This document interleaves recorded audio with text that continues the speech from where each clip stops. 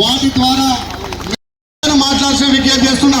తమ్ముడు 2 నిమిషాలు బిడ్డ చిన్న దయచేసి అక్క మాట్లాడు 2 నిమిషాలు ఉండడం జరిగింది. 8వ వార్డు నుంచి సోదరుడు ముక్కాల వెంకటేశ్వర. కాంగ్రెస్ అంటేనే పేదల ప్రభుత్వం. ఈ వార్డులో మనం గెలిపించుకోకుండా ఎవరికో ఓటేస్తే వాళ్ళు రారు, వాళ్ళు 10 ఏళ్ళ చేసిందేమి లేదు. ఇవాళ పేదలకు పేదింటి మహిళ ఎర్ర బస్ ఎక్కుతుందని ఎర్ర బస్ కుటుంబ సభ్యురాలు నా సోదరి మణి మాఫీ చేస్తా ఉన్నాం.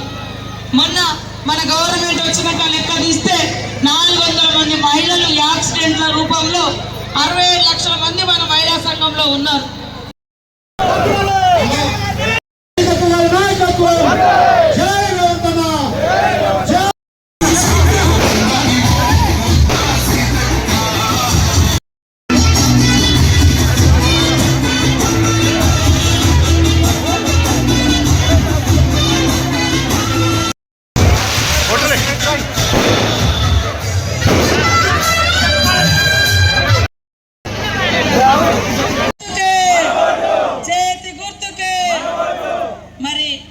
వచ్చినటువంటి మా అక్కలకు, అమ్మలకు, చెల్లెలకు, యువజన నాయకులకు మీ అందరి అభిమానంతో మీరు గెలిపించినటువంటి నాయకుడు, ప్రభుత్వ విప్పుగా పనిచేస్తూ మన సీఎం రేవంత్ రెడ్డి గారి వెనుకనే కూర్చొని అసెంబ్లీలో అన్ని రకాలుగా అసెంబ్లీ ముందుకెళ్ళడానికి అనేక రకాల సూచనలు, సలహాలు, సమన్వయం చేసుకుంటూ అద్భుతంగా తన ప్రతిభను ప్రదర్శిస్తున్నటువంటి మా సోదరుడు ప్రభుత్వ విప్పు మన ఐలన్న గారికి, మీ అందరి ముద్దు బిడ్డ, నిరంతరం మీతో అందుబాటులో ఉండి ఎప్పుడు ఎక్కడ కలిసినే మా ఆలేరు, మా గుట్ట, మా ఊర్లలో నిధులు, నీళ్లు, రోడ్లు ఇవే నన్ను ప్రశ్నిస్తూ ఉంటాడు.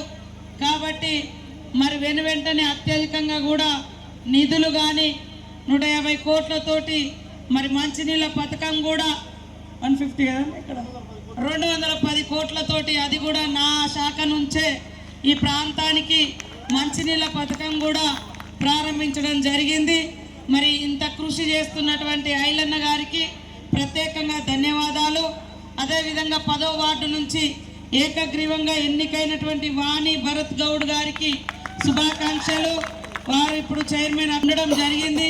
8వ వార్డు నుంచి సోదరుడు ముక్కెర్ల వెంకటేష్ యాదవ్ వైస్ చైర్మన్, మళ్ళీ అదే కౌన్సిలర్ గారికి, 7వ వార్డు పెళ్లిమల్లి లావణ్య శ్రీధర్ గౌడ్ గారికి, 11వ వార్డు ముక్కెర్ల మల్లేష్ యాదవ్ గారికి, టౌన్ ప్రెసిడెంట్ భిక్షపతి గారికి, మాజీ చైర్మన్ మహేందర్ గౌడ్ గారికి, సీనియర్ నాయకులకు సుధా మహేందర్ గౌడ్ గారికి, ఇక్కడికి వచ్చినటువంటి మా సిపిఐ ఎర్రజెండా సోదరులకు, సిపిఎం సోదరులకు అందరు సమన్వయంతో సెక్యులరిజం పార్టీగా అందరినీ, అన్ని కులాలు, అన్ని మతాలు, అన్ని ప్రజాస్వామిక శక్తులను కలుపుకొని ఇక్కడ ఒక అలయన్స్ ఏర్పాటు చేసిన మా ఎమ్మెల్యే గారు, మా సోదరుడు ఐలన్నకు ప్రత్యేకంగా ధన్యవాదాలు తెలియజేస్తా ఉన్నాను.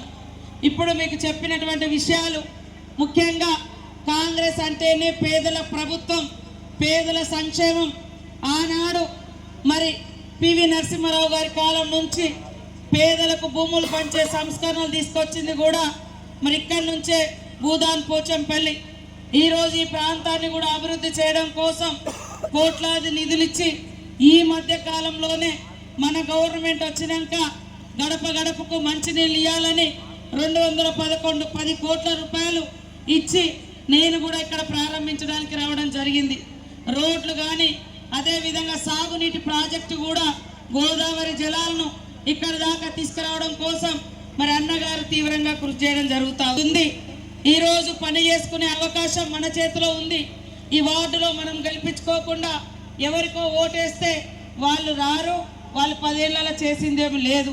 ఇవాళ పేదలకు పేదింటి మహిళ ఎర్ర బస్సు ఎక్కుతుందని ఎర్ర బస్సును బస్సులను ఫ్రీ చేయడం జరిగింది మహిళల కోసం. అంతటితో ఆగలేదు. బస్సు ఒక్కొక్క మండలానికి, మహిళా సంఘానికి ఒక్కొక్క బస్సు కూడా ఇవ్వడం జరిగింది. ఆ బస్ కిరాయి 70,000 మన మహిళా సంఘంలో మండల సమైక్యకి ఇస్తా ఉన్నాం. అదే కాకుండా ఇవాళ ఇళ్ళల్లో పేదిళ్ళల్లో 200 యూనిట్ల కరెంటు కూడా ఫ్రీగా ఇస్తా ఉన్నాం. గతంలో చూస్తే కరెంటు బిల్లు కట్టకుంటే 2-3 రోజులు చూసి కరెంటు కట్ చేసేది. కానీ ఈ రోజు 200 యూనిట్ల వరకు ఫ్రీ కరెంటు కూడా ఇవ్వడం జరుగుతూ ఉంది. అదే కాకుండా మీరు 10 సంవత్సరాలు రేషన్ కార్డులు లేక ఎంతో మంది రేషన్ కార్డులు లేకుంటే మరి ఎలాంటి పథకానికి కూడా అర్హత లేకుండా ఉండే. కానీ ఈరోజు అడిగిన వాళ్ళందరికీ కూడా రేషన్ కార్డుతో పాటు గతంలో మరి 1 కింటా బియ్యం సన్న బియ్యం కొనుక్కోవాలంటే మినిమంగా మరి 1 కిలోకు 30 రూపాయల నుంచి 60 రూపాయల వరకు పెట్టాల్సి వచ్చేది. కానీ ఈరోజు సన్న బియ్యం ఇంటింటికి పేదింటి బిడ్డలు కూడా మరి కడుపు నిండా తినాలి అని మన ముఖ్యమంత్రి గారు ఆలోచించి సన్న బియ్యం పథకం పెట్టడం జరిగింది. మా అక్కలందరికీ కూడా గతంలో బీఆర్ఎస్ ప్రభుత్వం పావుల వడ్డీ అని చెప్పి ఆ పావుల వడ్డీ ఎగ్గొట్టి పోయినరు. ఎగ్గొట్టిన పైసలు 3,500 కోట్లు. కానీ ఈరోజు మనం ఇచ్చినటువంటి వడ్డీ లేని రుణాల మరి ఎప్పటికప్పుడు బ్యాంకు లింకేజ్ ఇప్పించడమే కాకుండా ఎవరైనా మహిళా సంఘంలో ఉండి కరెంటు షాకో యాక్సిడెంటో ప్రమాదమైనటువంటి సంక్షేమం నడుస్తుంది. కాబట్టి అందరూ దయచేసి చేతి గుర్తుకు ఓటేయాలని కోరుకుంటా ఉన్నాను. ఇది ఒక్కసారి ఈరోజు చేతి గుర్తు అంటే ఈ రకంగా మీకు బ్యాలెట్ పేపర్ మీద వస్తుంది. బ్యాలెట్ పేపర్ మీద వస్తుంది. ఇంతకుముందు లెక్క బాక్స్ కాదు. బ్యాలెట్ పేపర్ మీద ఇచ్చి లోపలి వంగన ఒక ముద్ర ఇస్తారు. స్వస్తిక్ ముద్ర ఇట్లా ముద్ర కొట్టేది. మరి స్టాంప్ ప్యాడ్ మీద కొట్టి ఈ చేయి గుర్తు మీద ఒత్తి దాన్ని ఇట్లా పొడుగ్గా మలిసి తర్వాత అడ్డం మలవాలి. అటు ఇటు మలిస్తే ఓటు మురిగిపోతుంది. కాబట్టి మనకు ఆ ముద్ర వాళ్ళు ఇవ్వగానే కరెక్ట్గా చేయి గుర్తు మీద వేసి ఈ చేయి గుర్తు ఎక్కడ ఉంటుందో దాని మీదనే వేయాలి.